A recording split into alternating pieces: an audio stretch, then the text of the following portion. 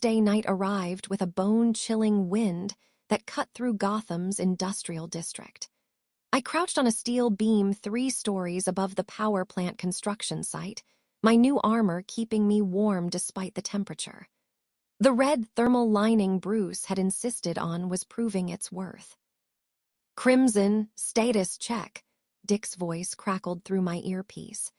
He was positioned on a neighboring warehouse rooftop with a directional microphone and long-range camera. "In position," I whispered. "No movement yet." "Catwoman, how copy?" Bruce's voice came next, steady and professional from the bunker. Selina's response carried an edge of tension. "Surveillance package deployed in Shrek's car. Audio and video feeds are active. I'm clear of the building and heading to my secondary position." I spotted her a moment later, a sleek shadow in black leather moving across the rooftops with feline grace. She settled onto a crane platform about 50 yards from my position, her whip coiled at her hip. Even from this distance, I could sense her coiled energy. The construction site sprawled below us like a sleeping beast. Concrete foundations surrounded the massive metal framework that would house Shrek's capacitor array. Floodlights cast harsh shadows across the skeletal structure. I counted 6 red triangle gang members patrolling the perimeter, circus performers turned enforcers, their weapons poorly concealed. "Multiple hostiles on site," I reported. "Looks like Penguin brought extra muscle tonight." "Expected," Bruce said. After Joker's appearance at the Venetian Room, Shrek would demand increased security. "Everyone stay sharp and remember the mission. Observe and record only. We need admissible evidence." A black limousine rolled through the construction site gates, followed by Shrek's town car. My fingers flexed against the cold steel beam. Everything in me wanted to drop down and confront him immediately, but Bruce had drilled discipline into me over the past year.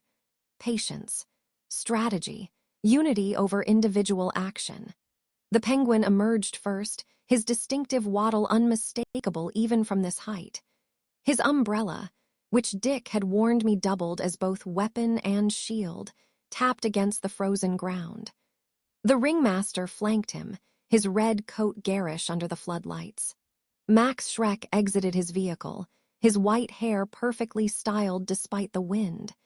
Even from here, I could read the tension in his posture. He gestured curtly to the Penguin, and the 2 men walked toward the central structure, trailed by their respective enforcers. "Audio feed active," Bruce confirmed. "Recording engaged." Selina's surveillance package was working perfectly. Through my earpiece, I heard Shrek's voice, sharp with irritation. "This meeting should have been unnecessary. You assured me Napier was eliminated." "He fell into a vat of industrial chemicals," the Penguin rasped.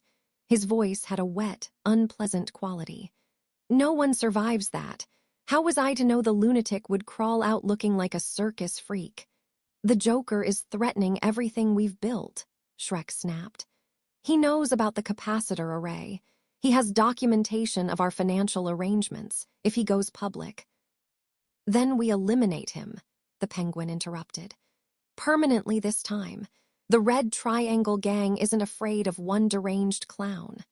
I felt Selina's presence before I saw her move, a subtle shift in the shadows. Her hand clenched around her whip, knuckles white. I understood her rage, listening to these men casually discuss murder while planning to exploit Gotham's most vulnerable citizens. "Hold position," Bruce warned, reading our biometrics. "You're both getting elevated heart rates. Stay calm." Then I heard it, a sound that made my blood freeze. Laughter. High manic, echoing across the construction site like breaking glass. "Oh, Maxie, Oswald, don't start the party without me." The Joker emerged from behind the capacitor framework, and even from my elevated position, I could see his bone-white face split into that horrible grin. He wore a purple suit that looked expensive despite being splattered with what I hoped was paint. Behind him, a dozen figures materialized from the shadows, not circus performers, but street thugs wearing crude clown makeup, all armed. "Abort," Bruce said sharply. All units pull back now. This is about to turn into a war zone. But it was already too late. The Red Triangle gang drew weapons. The Joker's crew responded in kind.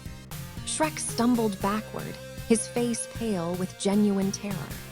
The Penguin raised his umbrella, and I saw the telltale glint of a gun barrel concealed within. You should have stayed dead, Jack, the Penguin snarled. Dead is so boring, the Joker giggled, producing a revolver from his jacket. And you should have known.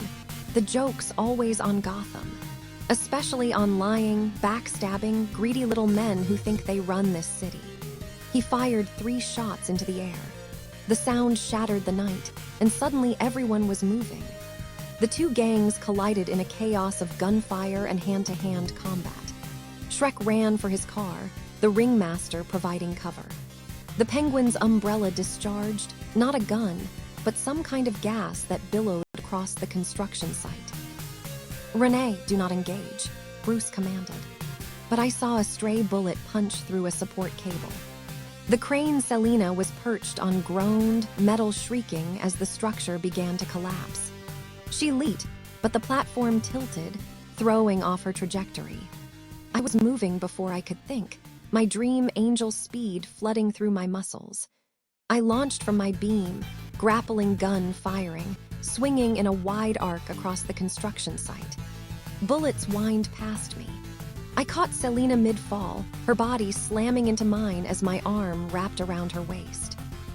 We crashed onto a concrete foundation, rolling to absorb the impact. I ended up on top of her, both of us breathing hard.